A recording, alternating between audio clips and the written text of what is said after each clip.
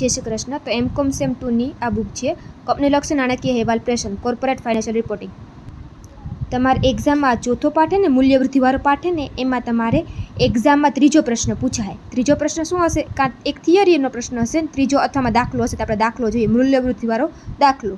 તો મૂલ્યવૃદ્ધિનું ને એક ફોર્મેટ છે, ફિક્સ જ છે. મૂલ્યવૃદ્ધિનું પત્રક રેડી. પત્રક એમાં શું છે? પહેલાં મૂલ્યવૃદ્ધિનું ઉત્પત્તિમાં શું લખ્યું? વેચાણની આવક. પહેલાં તમારે વેચાણની આવક હોય તો લખવાની, કમિશન વટાવે તો બાદ થાય. પછી તમારે શું લખવાનું? અન્ય મળેલ આવક. અન્ય આવક લખવાની, કે ડિવિડન્ડ મળ્યું, વ્યાજ મળ્યું, એવું લખવાનું. પછી તમારે નંબર 3 શું હોય? હેડિંગ આવે માલ સામાનની પડતર, ઉત્પાદનની પડતર, સામગ્રી, માલ સામગ્રી વિગત હોય કંઈ પડતર, તે વિગત લખવાની તમારે.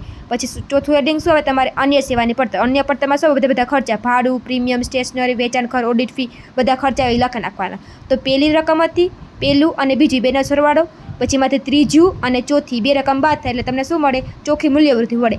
એના પછી શું આવશે? હેઠી આ હે ને આડું લખવું, આપણે ઊભું જ લખવાનું છે. અહીંયા નીચેથી તમારે લખવાનું. શું લખવાનું?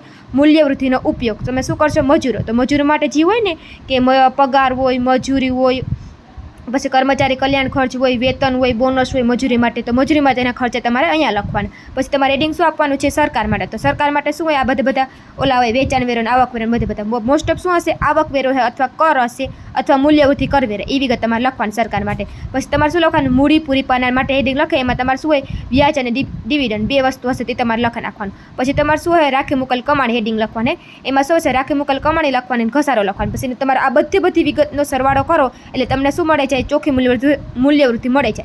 તો આ રકમનો સાઈડનો સરવાળો અને આ સાઈડનો સરવાળો સરખો આવવો જોઈએ, દાખલો પૂરો. આ પાર્ટ 1 છે, પાર્ટ 2 પાછો આવશે.